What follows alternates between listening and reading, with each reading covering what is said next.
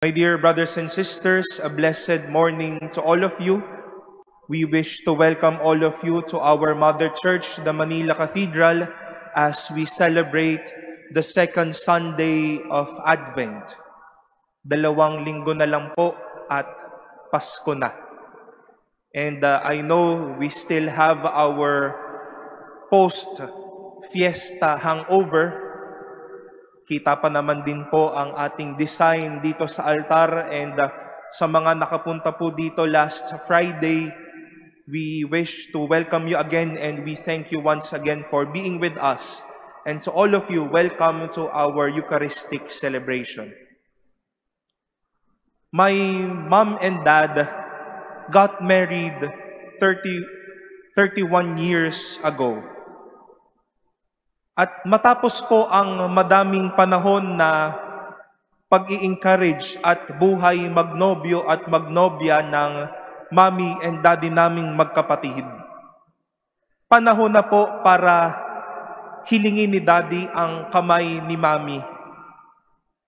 And for that to be possible, daddy sought the help of his dear priest friend, dati po naming parochial vicar sa Pasay, para tulungan siyang magpaalam sa pamilya ni Mami hanggang masabi niya ang magical words na, "Will you marry me?" Natulungan po si Daddy, natulungan siyang makagawa ng paraan para magtagpo ang dalawang pusong ito. And the rest is history. Narito po ako sa harapan ninyo. At syempre, yung gumawa ng daan na yon ay hindi naman nanatiling kasama sa love story na yon. Yung gumawa ng paraan, nawala din naman at naging patuloy na inspirasyon sa kanilang dalawa. I began our reflection this morning with that story of my parents to relay this message to all of us. God will teach us or send us ways to meet Him. But such ways will vanish so that we can truly enjoy what we are hoping for and what we are dreaming for. Bibigyan po tayo ng Diyos ng mga daan at paraan para makatagpo niya tayo. Pero huhupa ang mga paraan na ito at magiging paraan lamang dahil ang mas importante ang magtagpo tayo at ang Diyos. In Filipino, we use the word paraan to signify that there are ways, there are modes, methods, manners, and maybe processes to do things. May paraan para gumawa ng cake. May paraan paano makapunta dito sa Manila Cathedral. May paraan paano manligaw. May paraan paano magdasal. And for many ways, we use the word paraan in our language. We are given the life of Saint John the Baptist as a paraan, as a way, a method, a manner on how we can meet Jesus. And from the gospel, we have heard the prophecy of Isaiah made true. I am sending my messenger ahead of you, and he will prepare your way. We admit it that we all want to celebrate Christmas. We all want to have, as usual, our own encounter with God.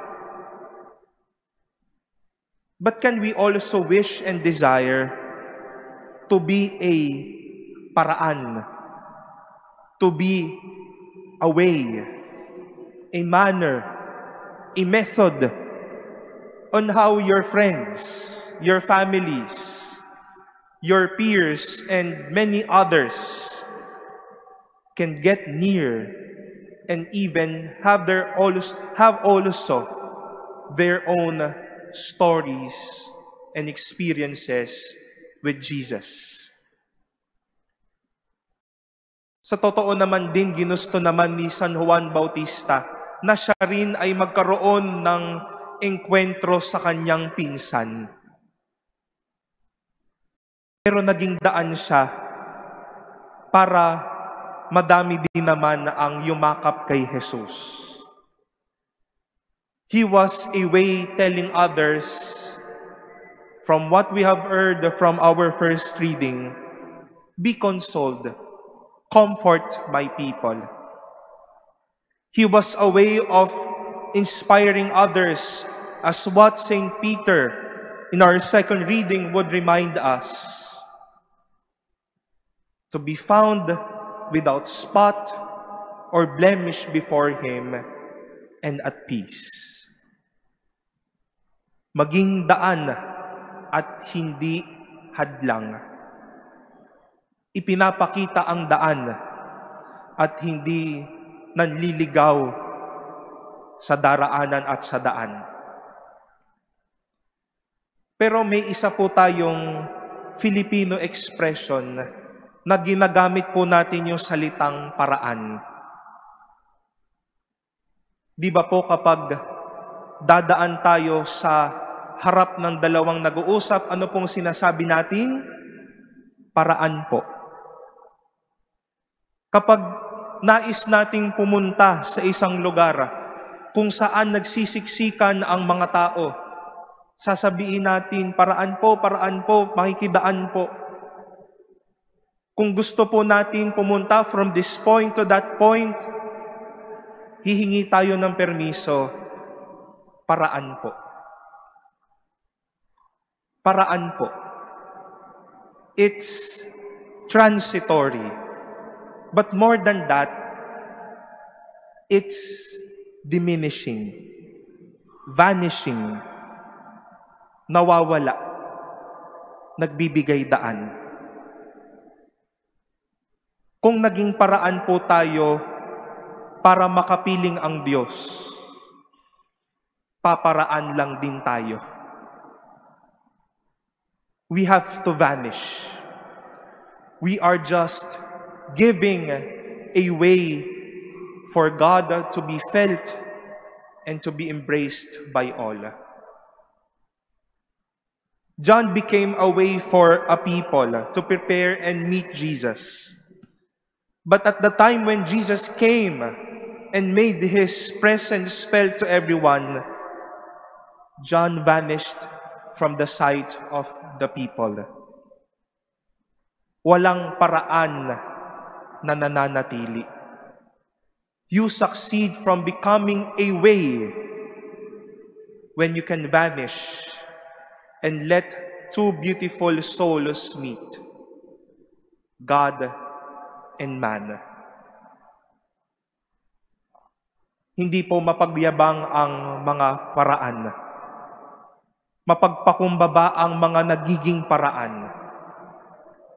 They are people like St. John who can also say, paraan po.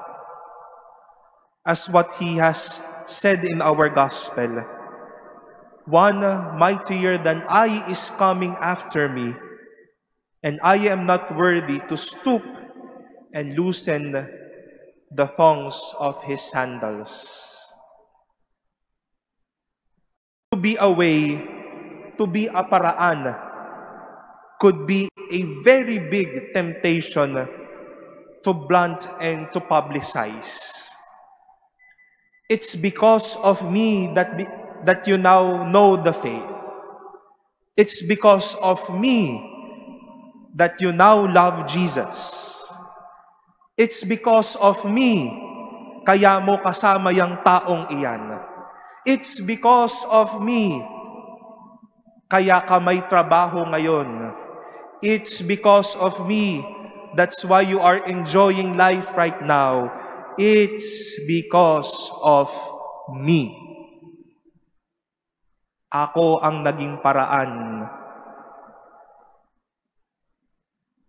My dear brothers and sisters, after succeeding and doing our part of being a paraan, a way, it is also humbling to say, paraan lang po ako. I excuse myself so that again and again, two hearts can meet. God and man can meet. My dear brothers and sisters, to us who are called to be a way to meet the Lord, yes, we need to be a way. Madaming mga tao ang naghahanap ng mga paraan, daan, para sila rin ay makita nila ang Diyos. People are still experiencing Advent even during Christmas, even during Easter, even during Lent. And such people would need a way for them to meet God. And please, let us not be tempted.